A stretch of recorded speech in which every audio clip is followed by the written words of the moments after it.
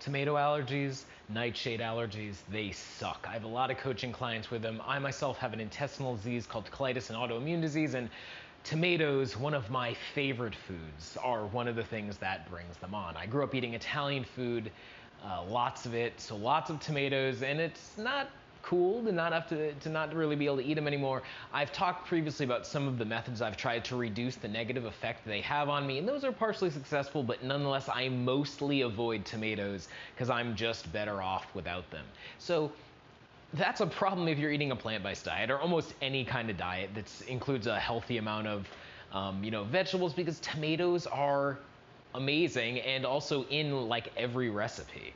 So uh, if you want to be able to eat some things that normally would be made with tomatoes, you might like this substitution. Now, my answer is well-cooked beets, not beets out of a can, but beets that you cook yourself.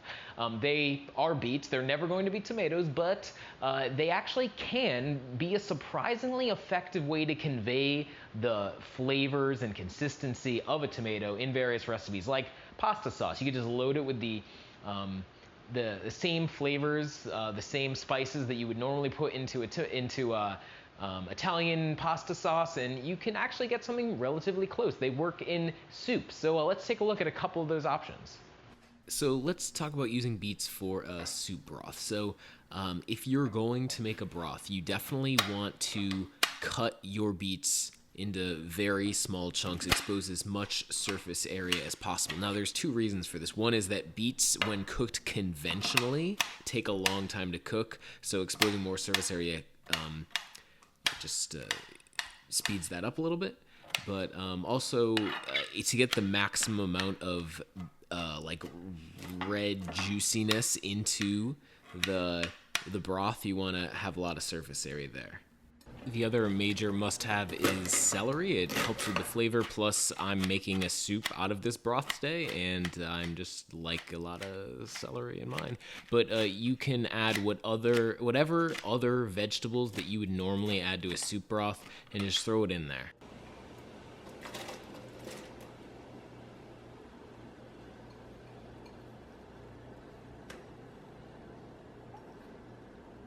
So you can see that as the beets hit the water, they almost immediately start to dye the water into a nice, rich red color, which from an aesthetic perspective is kind of nice.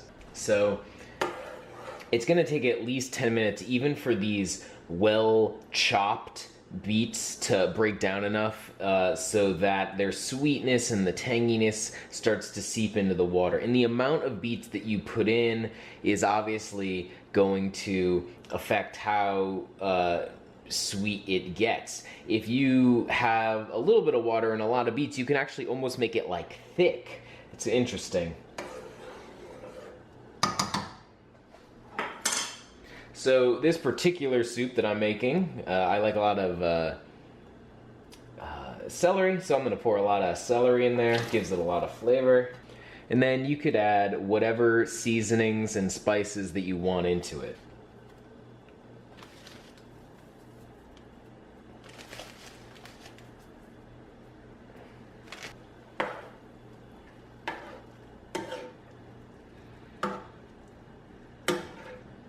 So ta-da, you've added the rest of your ingredients and your seasonings, and you have a delicious broth that is kind of tomato-like. It's not perfect, but it works pretty well. Now, this works if you're just looking for a light broth, but if you need something heavier, you might need to do something a little different. So a beet, it takes a while to actually cook if you're cooking it together in one piece. It could be cooking for a long, long time. So a way to do this quicker is to use a pressure cooker. I cook like a ridiculous amount of stuff in my pressure cooker. It's kind of like 90% of my cooking. But if you do it in the pressure cooker, it doesn't take very long, and you can also do it passively. You can just throw a bunch in here with some water and it'll be done. As you can see, so this created a nice red broth by itself. And then you've also got the now well-cooked beet, which can be put in, for instance, a blender to make a sauce. So this is kind of, if you're looking to make large amounts of beets, then pressure cooker is definitely the way to go.